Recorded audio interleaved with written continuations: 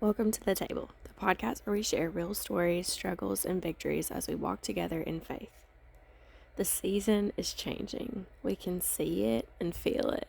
It's getting warmer outside, it's getting greener, gardens are growing, it's raining a lot. We can feel the change coming. We're celebrating all the graduates attending end of year school activities. So many. Planning for summer. Everyone, especially the kids, are getting excited. I don't know how you feel in this season. Excited, bittersweet, indifferent, overwhelmed, anxious. Come join us as we talk about seasons and how we can move through them with confidence, knowing that the Lord is good, He never changes, and He'll always be with us through every up and every down. Hey, Jenna. Hey, How are you today? I'm good. How are you? Good. A little bit spontaneous, getting together, trying to record, working with our schedules, but here we are. Yes, And welcome we to both, Maycember. yes. Oh man, love that term. Couldn't be more true. Couldn't be more Yes, true. no, it's I said I'm good, but I'm overwhelmed and it's a lot. So I feel A lot. everyone because anybody that's got children, anybody that is a teacher, any connection to school right now at all, any kind, you feel it. You just do. Yes. It's like the anticipation of this really fun thing coming. Like, I'm excited about summer and being out of school, but getting there is daunting. And then all the things It's a that come lot. very shortly after. Yes, it is a Right. lot. It's a lot. It's a lot. So we are going to talk this week and maybe next week about changing seasons. And I think as I have been praying about, topics and what we're going to do here, we've been talking about suffering. We talked about like how to take the next step in your suffering and continue to move forward. And so it kind of led me to this. I mean, I'm just using my real life as Right. the topic for the podcast and changing seasons. So, my first question for you is how can you embrace change as a part of God's plan rather than fear it? I think you have to expect it. Like nothing's going to stay the same. It's just Yeah, we don't stay the same. Thank goodness we don't stay the same. I Like know. I go back to that thought often that the Lord called me out. I repented of my sins and came to salvation. And in his doing that, he put in a new heart and a new perspective and just a newness in me. And thankfully, I don't have to go back. Now, there are times that I do, but I think instead of fearing something changing or things being different, I think I need to learn, all of us need to remember like sometimes it's okay not to go back. Sometimes it's good when things change. A lot of times it's good when things change because it's in the changing, I think, that we bend and we grow the most. I think you're exactly right. It's just it it really is just embracing it. Like we're not meant to stay the same. Our life isn't going to stay the same. Things ebb and flow.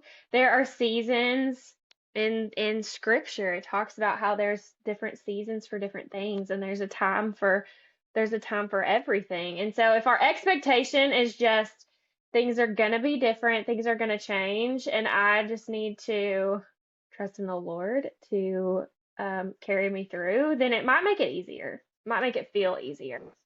Well, and I think we like things to be comfortable.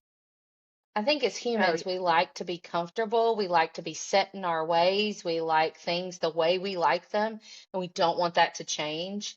And for me in particular, I even noticed that with my kids in their sports. Like each year is a different year. Each season is a different season. So there's two seasons in one year for sports a lot of times. And I've noticed myself like being sad that it's over and we won't play with these same people again. Our kids are gonna, and then the new year or the new season will begin, and they have a new group of players to have to learn and grow with. And I'm seeing how important that actually is, because if you're staying in the same place and being with the same people over and over, are they growing you? Are you really being pushed outside those boundaries? That's what I see with my kids, and I can equate it to my own life of how good it is for them to get new players who push them, who challenge them, who help them become better, or even call out their weaknesses. I see how important that is just with my children in in their sports, but also in their schooling. They can't learn the same thing every single year. You just can't. You have to grow. And it's the same for a Christian, it's the same for adults. Like, we don't want to stay the same. We think we do, but we're not. Like, as we get older, things are going to be different. We're going to have different feelings. We're going to have, different aches. We're going to have Hmm. different emotions about things. It's just a part of life, and learning to really not just expect them, but anticipate them in a way that that God is going to use this in some way. This change, you can't have flowers without the rain, and you can't have crops without the different changing of seasons. So it's the same, I think, in our lives, that there's got to be those changing of seasons so that we do really step outside of what we think is so comfortable and allow the Lord to use us in different ways in different seasons. I think you're right. I like to be comfortable. I like to make choices that keep me comfortable. And Hmm. I mean I love a quiet night at home with no plans and no places to go or things to do, but I also really love the hustle and bustle of a busy season as long as I'm comfortable. But it's when I'm not comfy anymore that I'm like, whoa, pump the brakes. This isn't fun. I don't want to do this. This is making me learn something new, or this is making me grow some part of me that I didn't really care to grow. And here we are. So I think you're right. I think a lot of it comes from comfort for us. Hmm. It's hard. We're moving. We have a decision that's coming soon, I think. And either nothing is going to happen and everything is going to continue on exactly the way it is, which would make me so happy, or it's going to be really, really hard, and we're going to have to grow and change and adapt. And I have like every day been like, I'm not going to worry about this today. I can't control it. And so I'm just gonna I'm just laying it down at Jesus's feet and trying to leave it there, but I just keep picking it back up. And that one day this weekend Hmm. I was praying about it, and I was like, you know what? It really doesn't matter. Like, the Lord has proven to me, not that he had to, but he has proven to me that he is so faithful and he's so good. And I've been like talking about how he will take any situation and work it for good, even the Hmm. messiest one. And so I've kind of Right. resolved to tell myself now, like, it doesn't matter. It doesn't matter what happens. It might not be fun, but he will be faithful and he will be with us Hmm. regardless of what direction this decision goes. And so that's not Right. comforting necessarily, but I do think there's peace in that, in just knowing that everything else can change, but he's constant and he doesn't change. He That's doesn't right. leave us, and he'll be faithful. Okay, Right. moving on to my next question. Um, is there a specific story in the Bible or a person and their story that has really helped guide you through a difficult time? Um, I think one that stands out and that always comes back to my mind is the story of Hannah. I remember through my seasons, well, multiple seasons of miscarriage and loss, that I really clung to the scriptures of Hannah and how she really trusted the Lord even in those moments where she wasn't getting what she really had been praying for. And she trusted him anyways. She didn't stop praying.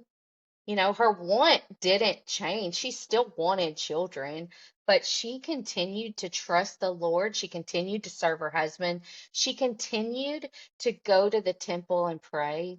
And I love that she was willing to sacrifice this. She was willing to sacrifice. And I think seeing her in her seasons, just in those scriptures in First Samuel, of how the Lord answered her prayer, but she had already promised the Lord that she would give Samuel back to him. And I think a lot of times when we're in difficult seasons, we want the answer that we want when we want it. And when it's Yeah. not that answer, it's like we're disappointed, or you didn't give me what I wanted. And so we get frustrated with the Lord. But I see, and I saw and still see in Hannah's story the fact that she wanted this child, but she wanted him to be given back to the Lord. And she sacrificed a lifetime of parenting to give him over to the Lord. And she wasn't sad in that. She wasn't disappointed. She embraced the change and she rolled with it. For lack of better terms, Hmm. I always go back to her story and how um, she was in a difficult season and a difficult time of not getting what she thought she needed at the exact moment that she needed it. And the Lord had a plan for her. He knew what was in store. And I'm sure it pleased him to see her faithfulness and continuing to serve him and to pray to him. And I think that's really important in our seasons of difficulty. Yeah, and for a little bit of context, she could not have children. Like she prayed and prayed and prayed and prayed and prayed and was in like a not very good situation. I think I remember something about her sister-in-law being really hateful about it. Um, and she prayed and prayed and prayed, and she finally, what God like answered her prayer, and she said that she would give him back to the Lord. If he would give her a son, she would give him back to the Lord. And that meant a whole thing. You're right that she gave up all of those years of parenting him, but she was just so honored that the Lord would give her that gift. She was like, I'll give it right back. That gets me because I'm like, that's really what I should be doing as a parent too, right? I'm just holding on to these kids for a minute and I should be willing to just give them Mhm. back to, ugh, When she literally gave him to the yeah, like to the, to the yes. tent, she gave him. And I'm sure she saw him and was involved in seeing him and what Eli the prophet was, doing with him. Um, but it wasn't her sister-in-law, it was her husband's other wife that was having Oh, kids that's even worse. and having all these children that she couldn't give her husband a child. And her husband finally said, am I not more important to you than 10 sons? And it was like the Lord was just using everything around her to remind her, like, I have a good plan for you if you'll just wait it out. But also, she did. She waited it out because she continued to stay faithful to praying to the Lord. And she trusted that He would give her the desires of her heart. And I think that's what we have to do in those difficult situations, is just trust that the Lord knows what's best for us. He knows the best timing for us. He knows, and just because we don't get what we think we should have doesn't mean that He loves us any less. It just means He knows what's best for us. And that particular thing might not be it. And I think there's importance in just reminding ourselves of who He is and that He's in complete control. He really does know what's best for us, and we can trust Him with that. I love that you talk about how she waited it out. Because I don't know how long she had to wait, but I've heard people say, she didn't just sit in her grief and her waiting, like she kept going to the temple to worship. and she kept Hmm. praying, even though she probably had big feelings about what was happening. She Right. waited it out. Yeah, I think I, that's impressive to me because you're right. I want things like when I want them. I want to ask for them, and then like the genie in the bottle, I want to just snap my fingers and have those things and not have to work for it or wait on the Lord. But Right. His timing was perfect in that in Yep, all situations. But I like that it you is. highlighted that. One of the things I was reading today, I think it was Abraham, maybe not today. I don't even know what day today is, honestly. I was reading about Abraham and Sarah, and it struck me because God promises Abraham that he'll like bless him, and I'm not going to quote the blessings that he gives to Abraham, but basically he says like generations and generations and generations of believers will come from your line. Like your um, children will be the same as the stars in the sky, right? Like so Right. many generations, on and on and on. I don't know. That's Catherine's paraphrase. But his wife could not get pregnant. And there's like a story, there's a part of the story where she laughs when God says that she will give Abraham a child because she's like, I'm old. And you look Hmm. at when God makes that promise to him, and then you look how many years later he fulfilled it. Right. And it wasn't like Abraham went home and found out that they were expecting a child. It was years, years and Years. years from that promise before he did it. And they had to just wait in that. Um I'm so glad you shared Hannah's story. We'll link the references so people can go back and read that for themselves because Hmm. it's such a sweet one. It is. Okay, we've talked about spiritual practices a lot lately, but I want to know what spiritual practices have helped you stay grounded through life's transitions. Honestly, turning to the Lord when I don't know where else to go. When I think it just isn't going to happen the way I want to, and I've tried and tried and tried on my own, Yeah. I just think it's so important for me. And that may be that I just stop and pray. It may be that I get in His Word. It may be that I need to turn on worship music and just let it pour over me. But I think there's I think there's got to be a point when I stop looking to myself and start looking to the Lord in every situation, even, the tiniest details that I think shouldn't matter to anyone else. They matter to Him. He knows all about it. Nothing that happens in our life comes as a surprise to Him. So when it shocks me or I can't figure it out, why don't I just go to the Creator, the one who holds it all together? I mean, this world is in the palm of His hands, and Mhm.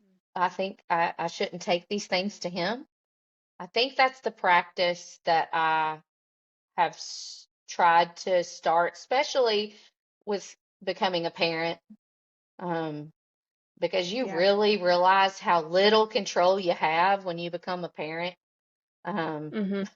just I've learned that so much is that I have Amen. very little control, and I just need the Yeah. Lord. But I also think that we put ourselves in situations where we cause anxiety, we cause overwhelm, we allow it. Maybe that's the better way to say it. We allow anxiety. We allow ourselves to get overwhelmed. We allow ourselves to get angry and frustrated instead of going to the Lord first with these things. I can remember, I don't know if this is the time for this big story, but I can Tell us a remember story. a few years ago, um, we were called to a revival in Alaska. My husband was called to preach at her revival in Alaska. And my kids had never flown before. I am not a good flyer. I do not like flying. And so the idea of putting four kids on a plane and having to fly that long made me so incredibly anxious. And that's all I could think about. I mean, it worried me to the point that it's not that I didn't want to go. it's like I could not see past that flight. All I Mhm. could imagine were all the terrible things. Like I was doing it to myself. I was not trusting that the Lord could get me there. I wasn't trusting that He could take care of us boarding. All the things that I was worrying over, which I had very little control over, if I'm being completely honest. Yeah. But I spent all that time, I mean, weeks leading up to this worrying. And thankfully, I'd started to pray over it. I had gotten to the point where I was so overwhelmed. Our littlest was 2. So the idea of him getting on a plane, how do you entertain a kid that's 2? And then I had preteens and in between. So 4 of them, 4 boys on a very long flight. And I got to the point where I was like, I can't worry over this anymore. I've got to have help to get past this so that I can enjoy this opportunity that the Lord wants for us. And so I started praying about it. And I thought, Lord, you're going to have to help me because I can't do this. Looking back on it now, it seems so silly, but at the time, it was huge and it was really weighing me down, like a lot. And the Lord led me after praying. He said, just search it. Just search if anyone else has had these feelings. And I got on the internet, which can lead to not the best things, but I found this blog by a mom with multiple kids who said that she also worried over flights and that the Lord had told her, do not be anxious for anything, but by prayer and supplications, let your requests be known to God. And I thought, okay. And so I kept reading her blog because she already pulled me in. She used his word to captivate my heart and convict my heart that don't be anxious for anything. And she explained how she went through getting over the anxiety of flights or other things in her life with her children. And she said that it's literally just a short season. If you would start looking at this as this is one task that I have to do to get to the next task or to get to the next opportunity. So make it a to-do list. Like you have to do this flight in order to get to Alaska. Check. Like it switched in my brain. Like it literally changed everything for me. And it no longer became this big, huge thing. I just made the checklist of the things that I needed for that flight. And I stopped worrying about it so much because I had just checked the things off as I prepared them. And then when it came to that flight, it was it was like the Lord took care of everything that I was worried about. Checking in was easy, boarding was easy, TSA, whatever it's called, the flight where you got to go through all the security, it Mhm. was easy. She had explained which shoes to wear. It was like the Lord had led me to read this random blog out of nowhere with a verse that I needed to hear at that exact moment. And I just say all that to go back to the question of, I have to take these big and small things to the Lord first because I cannot handle them. I can't control them. I very, I have very little control, if I'm being honest. He knows what he's doing. And so if I could take it to him first, it would avoid all the things that I put myself through. And I'm learning that still today, at however old I am, that I have to take it to him first because he will calm my heart and he will make those hard things seem easy. I'm so glad you told that story, and you'll have to find that blog for us to share because I know there's Oh some mama yeah. with lots of kids who need to who need to fly that I, could I use mean, it's that been encouragement. years. Well, it made It's an been, impression on you. it did. Yeah, it got you through for sure.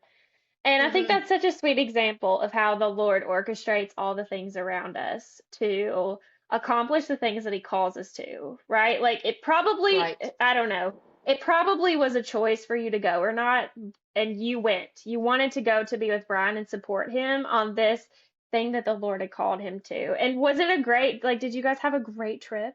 Was it a They still awesome? talk about it. They still Yeah. talk about it. I mean, it's 5, 6 years later.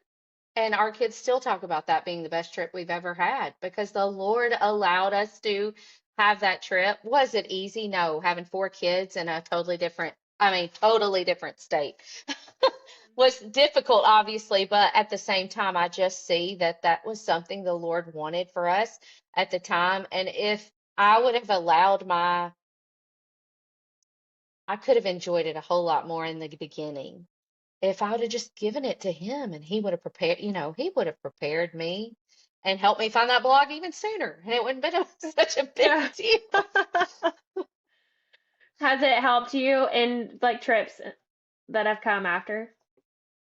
Yeah. Yes. And it helps me, I think now too, um, things that, for instance, we talked about it being Maycember and how everybody's to-do list for this, this month is if you've got a kid in school or you're a teacher or whatever, May is the hardest month. There's an activity. My kids don't even go to school. They're homeschooled, but they're involved in all the activities and the extracurriculars, and there's an event or a practice or a something every single day and or Mhm. night. And Yeah. if I was to look, also I have a husband who has just went through something pretty big and he has multiple appointments this week. We have a kid who's getting his going for his driver's test this week. It's like we have a million things lined up in 5 days. Not to mention we're trying to go on vacation, so I've got to pack for all these people to get us there. But if I looked at all the things on that calendar right now, it causes anxiety in me. I get overwhelmed because I think, how can I get all this done? There's not enough time in the day. You know what? The Lord will help me accomplish today. Yeah. And I have to stop looking so far ahead that it makes me anxious. He's given me today, right here, right now. And what I'm called to do right now is right now. And I am to deal with what is before me in this moment and sit in this moment, enjoy it. Or if it's not a still moment, if it's a busy moment, get through that one thing so that you can move on to the next. And if the next thing isn't on your to-do list, that's okay too. Sometimes the Lord ordains our steps in a totally different way than we even pictured or wrote down on our to-do list, and that's okay. And I think I've learned as I've gotten older how important it is to let the Lord direct my path because his ways are so much higher than mine and he knows exactly what I need to get done today. There's nothing new for him. He's not surprised by anything that's come in today, and he will take care of those steps and the rest of the week. Don't worry about anything. He's got it covered. Yeah. That's so good. And I think it'll be really encouraging. There are so many of us living through May. What is May? And so I'm really glad that you shared that. I also love that you shared an example that's from a different season of your life that's still encouraging you and ministering to you in in this new season too. I love that that's how the Lord works and teaches us and grows us over time. So thank you for sharing that. I thought it was a perfect Sure. time for that story. Anything else that you want to say that we haven't said yet today about changing seasons? Sometimes you might feel like it's winter and it's Oh, dark and it's cold and it's hard, but don't mhm. forget that spring is coming and the flowers will bloom and to everything there is a season. It's going to change. Once you get used to spring, it's going to get hot and turn to summer. Uh, Mhm. and then once you get used to being hot, it's going to turn into fall. And if you live in Tennessee, it's still going to be hot in the fall. But I think you just have to be okay with the changing of things. You just Yeah. have to allow the Lord to use each season to grow you, to teach you something new. Um, Allow him to use those changing of things instead of holding so tightly onto what's behind. Start looking ahead to what he has in store. And then it doesn't feel so hard during those seasons of change. And I know that my children are getting older. Like my focus has been on my kids a lot because that's where I'm called right now.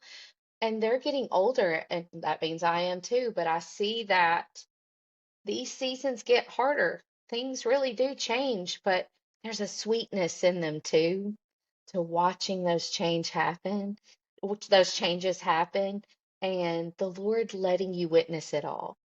Like getting to be a part of the changes and seeing what He has in store for them is such a special gift that I think sometimes we don't want to admit, but it is. It's such a gift to watch them grow and change, and every season grow and change. It's a gift to us, and instead of dreading it or fearing it, soak it in and enjoy it. Thanks for coming to the table. We hope today's conversation encouraged you as you seek Jesus in the big moments and the little ones. You'll find all the resources we mentioned today in the show notes. Feel free to share this episode, leave a comment, ask a question, or share your thoughts with us. As we embrace what's left of Maycember, may we remember that the Lord never changes. He is only good. And no matter what kind of chaos is happening around us, He's constant. He will never leave. He sees you and He promises to sustain you. Next week, we'll talk about the not so pretty seasons and changes. Big life transitions, hard seasons, the one that leave you feeling exhausted. Is there truly a way to embrace them rather than fear them? Come back next week and hear more from us. See you then.